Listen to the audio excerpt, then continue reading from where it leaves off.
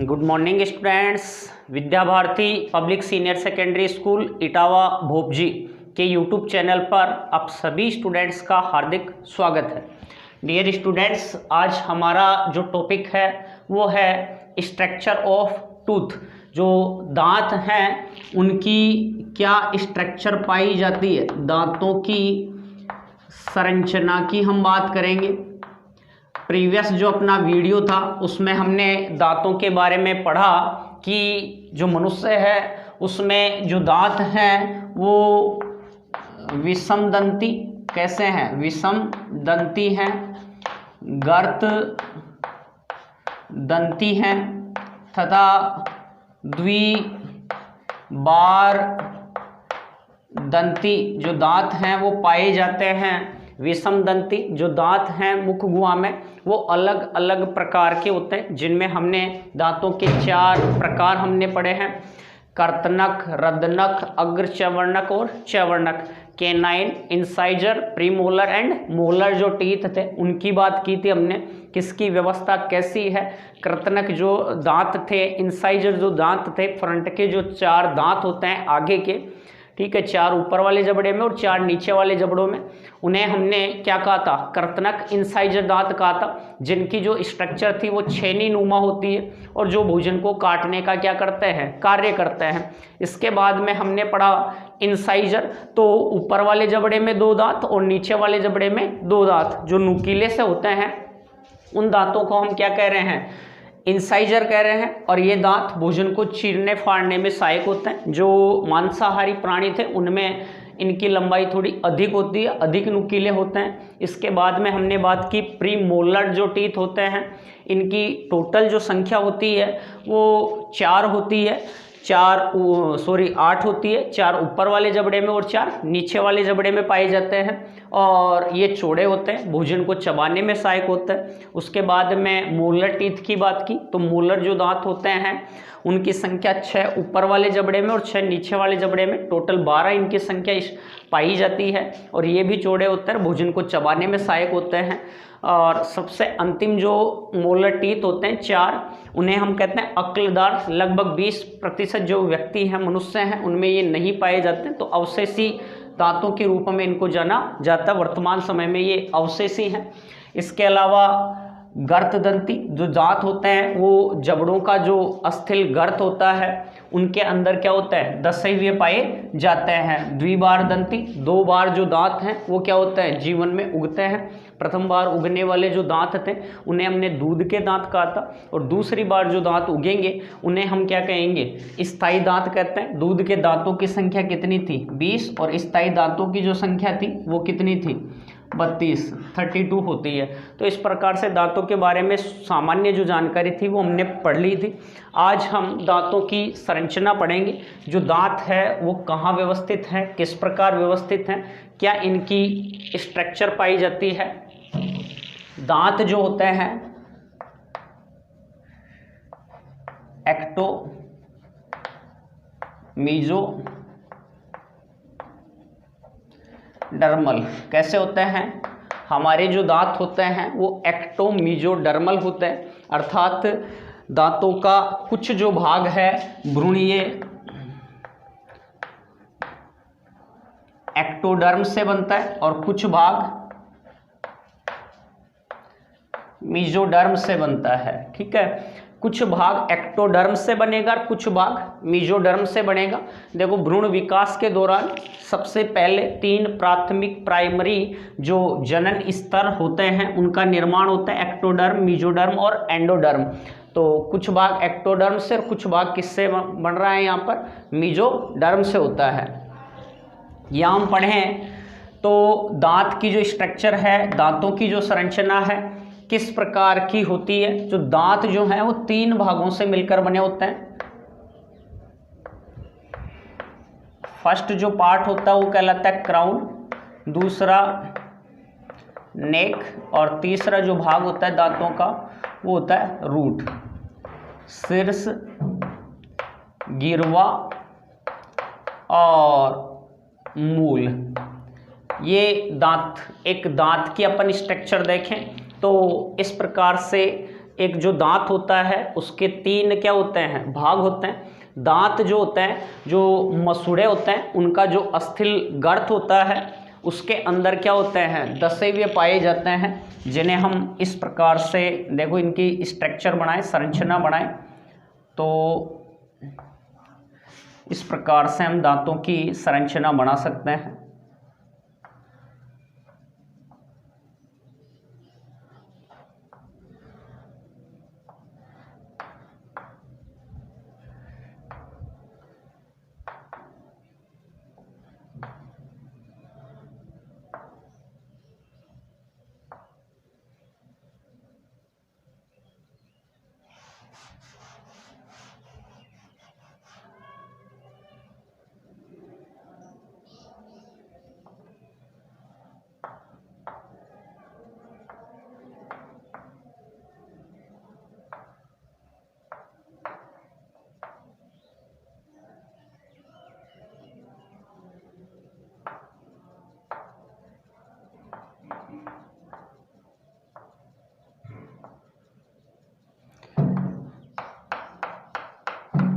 देखो दांतों का जो मुख्य भाग होता है वो होता है यहाँ डेंटिन। कौन होता है, डेंटिन होता है।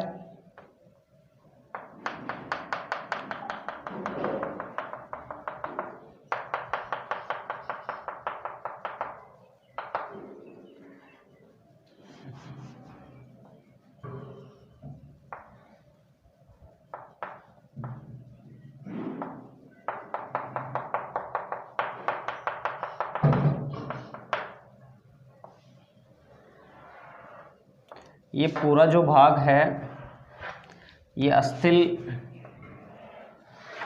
गर्त है।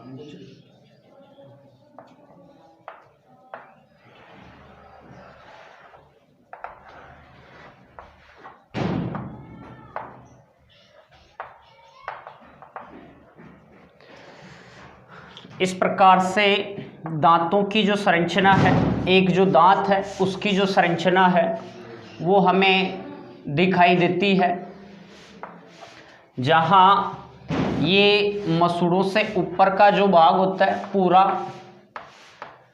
क्राउन कहलाता है या शीर्ष कहलाता है, और शीर्ष और मूल के बीच का जो भाग है वो नेक कहलाता है, गिरवा कहलाता है, और नीचे का जो पूरा भाग है ये जो मसूड़ों में धंसा हुआ होता है उसे हम रूट, मूल कहते हैं। क्या कहते हैं, मूल कहते हैं। सबसे पहले हम शीर्ष भाग की बात करें तो यहाँ जो शीर्ष भाग है वो मसूड़ों से ऊपर का भाग होता है, कठोर भाग होता है, जिसमें दांत का सबसे जो बाहर की तरफ दिखने वाला जो भाग है वो कहलाता है इनेमल।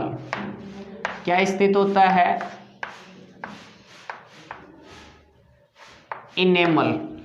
मुख्य जो पार्ट है वो वैसे डेंटिन होता है, इस डेंटिन भाग द्वारा ही यहाँ इनेमल का क्या हुआ है, निर्माण हुआ है। तो दांत का जो मुख्य बीच का जो केंद्रीय भाग है वो क्या कहलाता है, डेंटिन कहलाता है, और ये भी दांत का कैसा भाग है, कठोर भाग है। और यहाँ जो डेंटिन है वह चारों तरफ से बीच में पल्प गुहा को, पल्प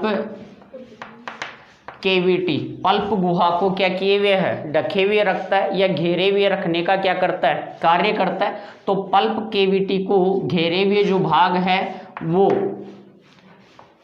क्या कहलाएगा, यहाँ डेंटिन कहलाएगा। क्या कहलाएगा, डेंटिन कहलाएगा। अब यहाँ हम देखें तो ये जो पल्प केविटी है उसके बाहर और डेंटिन के नीचे विशिष्ट प्रकार की कोशिकाएं पाई जाती हैं, जिनके द्वारा ही डेंटिन भाग का क्या किया जाता है, निर्माण किया जाता है। तो दांतों में जो विशिष्ट प्रकार की कोशिकाएं हैं, ओडोंटोब्लास्ट क्या पाई जाती हैं, सेल्स, ओडोंटोब्लास्ट क्या पाई जाती हैं, कोशिकाएं पाई जाती हैं। तो यहाँ बीच का जो मध्य भाग है वो तो क्या कहला रहा है, पल्प केविटी। पल्प केविटी के बाहर बाह्य जो स्तर है वो किसका है, ओडोंटोब्लास्ट। और ओडोंटोब्लास्ट कोशिकाओं के बाहर जो है वो किसका आवरण है, डेंटिन का। और डेंटिन चारों तरफ से कठोर भाग किसके द्वारा घिरा हुआ है, इनेमल के द्वारा। इनेमल जो है वो शरीर का सबसे कठोरतम क्या होता है, भाग होता है, और उष्मा वगैरह जो है उसके प्रति भी ये प्रतिरोधी होता है और ये नष्ट नहीं होता है। तो शरीर का सबसे कठोरतम जो भाग है वो कौन है, यहाँ इनेमल है। और दांतों का सुरक्षात्मक क्या है, लेयर है। इसके नीचे क्या प्रेजेंट है, डेंटिन प्रेजेंट है। डेंटिन में ओडोंटोब्लास्ट कोशिकाओं द्वारा कुछ विशेष प्रकार की यहाँ तंतुनुमा स्ट्रक्चर या संरचनाएं पाई जाती हैं, जिन्हें हम केनालिक्यूली क्या कहेंगे, केनालिक्यूली कहते हैं। क्या कह रहे हैं, केनालिक्यूली कह रहे हैं। ठीक है, यहाँ पर जो दांत का जो हम बात करें रूट या मूल की बात करें तो ये किस में धसा हुआ है, गम या मसूड़ों में क्या होता है, धसा होता है। और यहाँ पर अपना जो अस्थिल गर्त है, बोनी जो गर्त है वो यहाँ पर क्या होता है, प्रेजेंट होता है, जिसमें जो रूट भाग है वो क्या होता है, धसा हुआ होता है। तो दांतों का जितना भाग मसूड़ों से बाहर या ऊपर की तरफ पाया जाता है उनसे कहीं अधिक जो दांत हैं वो गहराई में क्या होते हैं, व्यवस्थित होते हैं। जिस प्रकार से दांतों का जो शीर्ष भाग है वो कठोर इनेमल द्वारा घिरा होता है, वैसे ही जो रूट है, मूल भाग है, वो मूल भाग के चारों तरफ सीमेंट क्या पाया जाता है, लेयर। सीमेंट क्या पाया जाता है, लेयर पाया जाता है, जो मूल को दांतों के अस्थिल गर्त में फिक्स किए हुए रखने का क्या किए करते हैं, कार्य करने में क्या होते हैं, सहायक होते हैं। तो फर्स्ट हमने बात की किसकी, क्राउन की, शीर्ष की। दांतों का जो सबसे बाह्यतम भाग इनेमल, डेंटिन आदि से मिलकर जो भाग बना हुआ है वो यहाँ पर क्या कहला रहा है, शीर्ष कहला रहा है। मेनली ये इसका जो भाग है वो कौन है, इनेमल। शरीर का सबसे कठोरतम क्या होता है, भाग होता है। गिरवा की हम बात करें तो शीर्ष और जो रूट है, गिरवा है, उनके बीच का जो भाग है वो क्या कहलाते हैं, यहाँ पर नेक कहलाता है। रूट की हम बात करें तो रूट की हम संख्या की बात करें तो सबसे पहले हम इंसाइजर दांतों की बात करें, उसके बाद में केनाइन दांतों की बात करें। तो इंसाइजर और जो केनाइन दांत होते हैं उनके पास एक एक मूल होती है। यहाँ देखो दो रूट दिखाई दे रही, इंसाइजर और जो केनाइन है उनके पास एक एक मूल पाई जाती है, जबकि प्रीमोलर जो दांत हैं उनके पास दो मूलों की संख्या पाई जाती है। और जो मोलर दांत हैं उनमें 3 से 5 तक जो रूट हैं वो पाई जाती हैं। इसके अलावा हम देखें तो इंसाइजर दो दांत थे वो छेनी नुमा, जबकि केनाइन जो दांत होते हैं वो क्या होते हैं, नुकीले होते हैं। और प्री मोलर और मोलर जो दांत होते हैं उनके ऊपर अनेक गड्ढे और क्या पाए जाते हैं, उभार नुमा संरचनाएं यहाँ देखने को मिलती हैं, जो भोजन को चबाने में क्या होते हैं, सहायक होते हैं। अब यहाँ रूट भाग की बात करें तो जो रूट है, इस रूट में जो पल्प केविटी है ना, पल्प गुहा, ये कोमल भाग है। और हम यहाँ देखें इसमें तो यहाँ एक कनेक्टिव टिश्यू पाया जाता है, स्मूथ कनेक्टिव टिश्यू पाया जाता है। साथ ही यहाँ पर पल्प जो केविटी है, इस पल्प केविटी में रक्त वाहिकाएं क्या प्रेजेंट होती हैं, ये देखो रक्त वाहिकाएं और तंत्रिका तंतु यहाँ पाए जाते हैं। यहाँ मैं लिख देता हूँ ब्लड वेसल्स, रक्त वाहिकाएं व तंत्रिका तंतु, नर्व जो फाइबर्स हैं और ब्लड वेसल्स हैं वो यहाँ प्रेजेंट होती हैं। साथ ही ओडोंटोब्लास्ट जो सेल्स होती हैं वो यहाँ पर क्या होती हैं, प्रेजेंट होती हैं। जो ये पल्प केविटी है ये डेंटिन को, इसके ओडोंटोब्लास्ट कोशिकाओं को इस पल्प केविटी में स्थित जो रक्तवाहिकाएं हैं, तंत्रिका तंतु हैं, उन्हीं के द्वारा यहाँ तक पोषक तत्वों का, संवेदनाओं को आदि को पहुँचाने का क्या किया जाता है, कार्य किया जाता है। नीचे हम बात करें तो पल्प केविटी जो है वो एक छिद्र द्वारा बाहर खुल रही है, अर्थात पल्प केविटी के आधारीय भाग या हम कहें रूट के आधारीय भाग पर एक छिद्र उपस्थित होता है जिससे हम कह रहे हैं एपिकल पोर। क्या कह रहे हैं, एपिकल पोर कह रहे हैं। और इसी छिद्र से यहाँ रक्त वाहिकाएं और तंत्रिका जो तंतु हैं वो यहाँ दांत में क्या कर रहे हैं, प्रवेश कर रहे हैं। ये पूरा बोनी आवरण यहाँ पर प्रेजेंट है और इसको जोड़ने का कार्य यहाँ सीमेंट लेयर कर रहा है और ये साथ ही साथ दांतों को मजबूती प्रदान करने का काम करता है, इनको हिलने से रोकने का क्या करता है, कार्य यहाँ पर इसके द्वारा किया जाता है। इस एपिकल पोर की बात करें तो प्रारंभिक अवस्था में ये एपिकल पोर जो है ना वो खुला रहता है और जो दांत हैं वो धीरे धीरे क्या होते हैं, बढ़ते हैं। लेकिन वृद्धावस्था के साथ धीरे धीरे ये जो एपिकल पोर हैं ये क्या होते जाते हैं, बंद होते जाते हैं। तो एक निश्चित समय तक ही हमारे जो दांत हैं उनका जो साइज है वो क्या होता है, बढ़ता है। जबकि हम बात करें जैसे चूहे की आदि की हम बात करें तो चूहों में, गिलहरी में आदि में क्या होता है, इनके जो इंसाइजर टीथ होते हैं इनका जो एपिकल पोर है वो कभी भी क्या नहीं होता है, बंद नहीं होता है, खुला रहता है। इसलिए इनके जो इंसाइजर दांत हैं वो लगातार क्या होते रहते हैं, बढ़ते रहते हैं। और हमें पता है दांत यदि बढ़ेंगे तो मुख गुहा का बंद होना बिल्कुल क्या हो जाएगा, अवरुद्ध हो जाएगा या क्या हो जाएगा, बंद हो जाएगा। तो समय के साथ साथ इनके जो दांत हैं वो बढ़ेंगे और बढ़ेंगे तो इनकी जो मुख गुहा है या मुंह है वो खुलना बंद हो जाएगा। तो उससे रोकने के लिए इनमें क्या होता है, चूहों में आदि में लगातार किसी चीज़ को कुतरने की क्या पाई जाती है, प्रवृत्ति पाई जाती है। ऐसा वो क्यों कर रहे हैं, ऐसा वो इसलिए कर रहे हैं ताकि अपने जो इंसाइजर जो टीथ हैं बढ़े हुए उनको वो क्या कर सकें, घिस सकें। इसलिए वो लगातार किसी भी चीज़ को क्या करते रहते हैं, कुतरते रहते हैं या काटते रहते हैं। इसके अलावा हम बात करें तो जैसे हाथी के जो दांत होते हैं, गजदंत जो होते हैं, वो इंसाइजर, ऊपरी जबड़े की जो इंसाइजर जो दांत होते हैं उन्हीं के रूपांतरण से उनका क्या होता है, निर्माण होता है। क्लियर यहाँ पर। तो ये हमने आज दांत की स्ट्रक्चर की बात की। दांत जो हैं वो मसूड़ों के अंदर जो अस्थिल जो गर्त होता है, मसूड़ों के नीचे, यहाँ ये गम पार्ट है, मसूड़े के जो भाग हैं, ठीक है, वो उपस्थित है। नीचे अस्थिल जो गर्त है वो पाया जाता है। उसके आधार पर हमने बताया कि जो दांत होते हैं वो गर्त दंती होते हैं। मसूड़ों के नीचे जो अस्थियों का जो गर्त है उसमें क्या होते हैं, दसे होते हैं। जबड़ों का जो अस्थियों का गर्त है उसमें जो दांत होते हैं वो क्या होते हैं, दसे हुए पाए जाते हैं। इसलिए दांत जो हैं वो गर्त दंती हैं। दांतों की स्ट्रक्चर पड़ी तो जो दांत जो थे उनके कितने पार्ट हैं, यहाँ पर 3 भाग हैं। एक भाग शीर्ष कहलाता है, दूसरा नेक और तीसरा जो भाग है वो क्या कहला रहा है, रूट कहला रहा है।